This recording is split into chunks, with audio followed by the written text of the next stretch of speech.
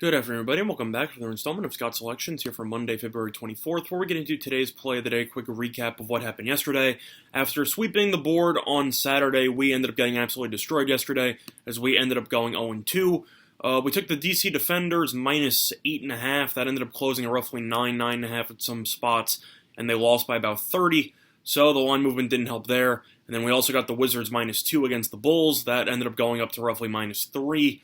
And they also lost by double digits. Really just wasn't close on either of them. Wizards made a bit of a run in the fourth, cut it to 7, but at the end of the day, Bradley Beal at 53 and nobody else on the team did anything. So we ended up picking up 2 losses there. But we're going to be looking for a bounce-back winner here in the NBA on Monday. And we're actually going to be looking at a total and a matchup between the Minnesota Timberwolves and the Dallas Mavericks. And we like the over 238.5, which is available on FanDuel at minus 110. And that will be the play of the day. Now, I know at first glance 238.5 sounds like a large total, and it is, but I do think that it is warranted based on how the Timberwolves have been playing. Now, these two teams played earlier this season, and the game ended up totaling 235. Lots changed since then, mostly due to the fact that Karl-Anthony Towns is injured, and he will not be playing in this game. Now, although some people might be thinking that that is a huge deal for the over-under, with regard to the over, because Towns averages roughly 20-something, 30-something points per game. It's actually better that he's out because of the fact that Minnesota has officially gone to a 5-out system where all they do is shoot threes as quickly as possible, and they play no defense whatsoever. Minnesota is already a terrible defensive team, even with Towns in the lineup, but they're giving up 116 points per game, and if you looked at their performances lately, they gave up 28 points yesterday to the Nuggets. They gave up 27 points the game before to the Celtics. They gave up 37 points in the game against the Raptors. They gave up 115 to Charlotte. Pretty low-scoring game there, but mostly just due to the fact that Charlotte is terrible offensively, and they were held to roughly 80-something points against the Nets the other day. So Charlotte's offense is terrible, but if you've looked at Minnesota's last couple of games, especially with the Towns injury, they have been absolutely terrible defensively. Starting with Atlanta, you have a total of 247, then you have a total of 257, then you have a total of 263, then you have a total of 223, then you have a total of 244, and a total of 244, which means that if you look at the actual Timberwolves, they have gone over 240 points in, I believe it's 5 of their last 6.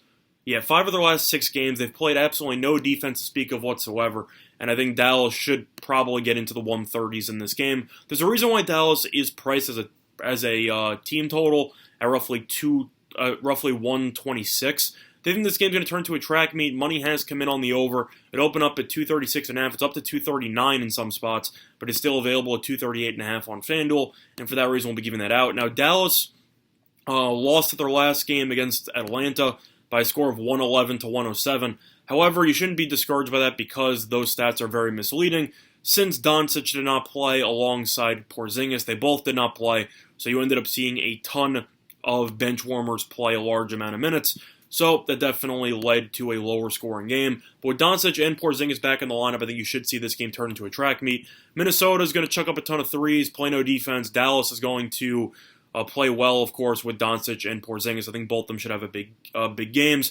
Doncic could probably go for a triple-double, but either or, I think this game should be very high scoring. Even if it gets into garbage time, Minnesota's team is so predicated on role players now that Towns is out. You should see a lot of minutes go to a lot of unknown guys, and you should see a lot of people shoot a ton of threes. So for that reason, I think that there's a reason why money has come in on the over here. I think this game should break the 240s, and for that reason, the play of the day once again will be on the Dallas Mavericks and the Minnesota Timberwolves over 238.5, and that line is available on FanDuel at minus 110.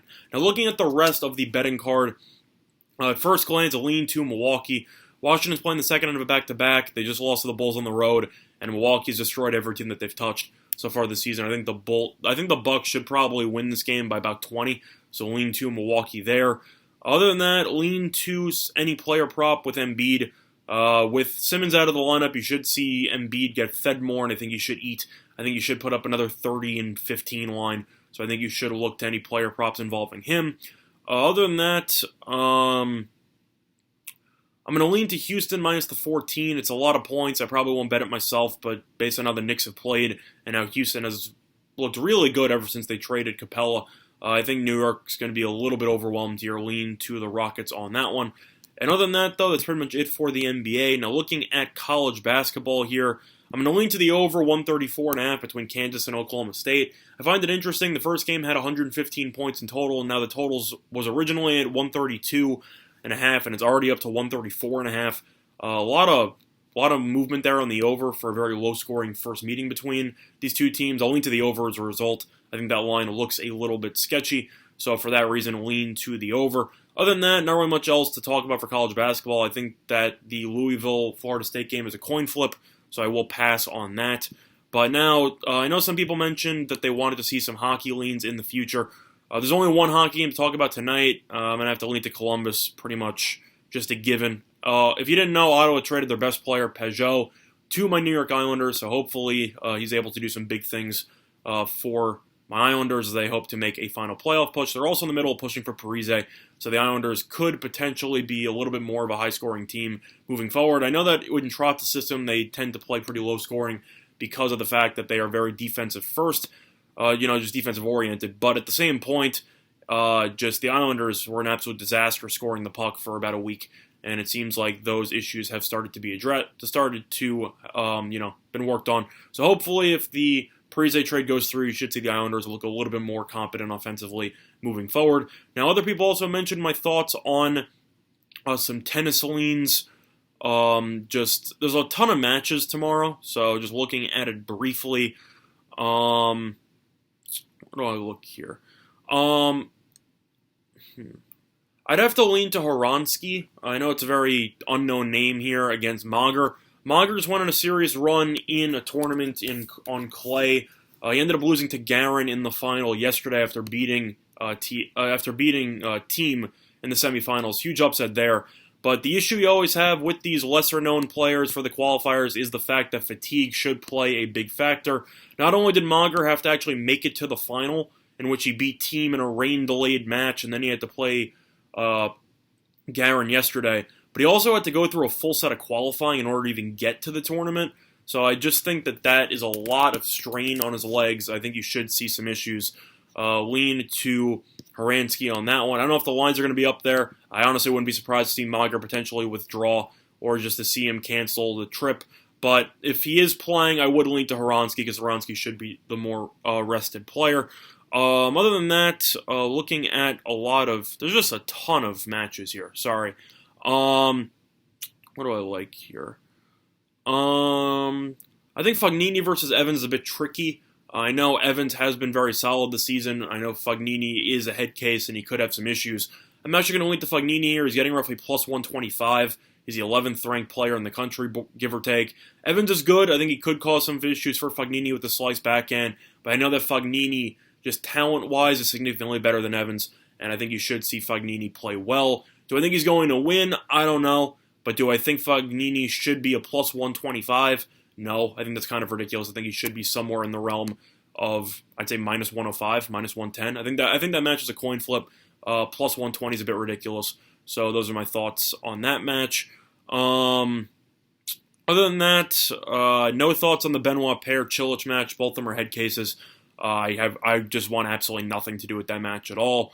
Paire's one of those players that you love to bet overs with because he tries for a set then doesn't try for the rest, but Chilich does have the talent to potentially beat him. If I had to lean anywhere in that match, I would lean to the over, potentially over 2.5 sets. I think that one could turn in to a very tough match for both players. Other than that, you have Johnson versus Lajovic. I'm going to lean to Lajovic there, plus the 110. Johnson just played last weekend. He ended up losing to Raonic in, I believe it was the quarters of the Del Rey tournament. I believe it was the quarters, I think. He had some rain issues as well, so I kind of lost track of the rounds. But Steve Johnson, I just don't really think is that good of a tennis player. Lajovic looked really good in the ATP Cup. He looked decent in the Australian Open. Hasn't really done much since. But overall, I don't think he should be an underdog here. He's a top 25 player. Johnson's in the 70s. I think that line's a bit ridiculous. I'll lean to Lajovic plus 110. I think he probably should be the favorite in that match. Lean to him there. Other than that, what else do I like? I find the Kyrgios-Humbert match kind of fascinating. I'm going to pass on it because Humbert had to play pretty long pretty decent amount of, just a decent amount of matches in his last one before losing to Nishioka 6-0 in the third. So I think that one's a bit interesting. I think the Isner-Misha Zverev match is interesting. I know Zverev is plus 250. Do I think Isner is going to win the match? Probably. Do I think Zverev could take it to a break or potentially win a set? Maybe. Zverev is a complete serve and volley player, and I know Isner's strokes are absolutely terrible. I personally think Isner is the most overrated player to ever play the sport. It's a hot take, but if you actually think about what he's done in his tennis career, it actually seems more legitimate. I think there is value on Zverev, roughly plus 250, but at the end of the day, I probably would feel more confident taking the Zverev spread. Take the plus, look for some tie breaks. I think you should see that match be a little bit closer than people think. I know Zverev's been mostly a challenger player for the last couple of years after his coming out party in the Australian Open a couple of years ago, but he does have the ability to beat Isner, and he has beaten Isner in that Australian Open run, so I think that match should be a bit closer. I'll lean to the Zverev spread there, but other than that, though, yeah, I think that's pretty much it for talking about the tennis card. A lot of matches, a lot to go through. But as for women's, not really as well versed in women's as I probably should be. But overall, those are my thoughts on tennis. But the play that I once again is going to be on the over 238.5 between the Timberwolves and the Mavericks. That's going to be the installment of Scott's Selections here for Monday, February 24th. And good luck to all of you and your respective bets today. Bye, everyone.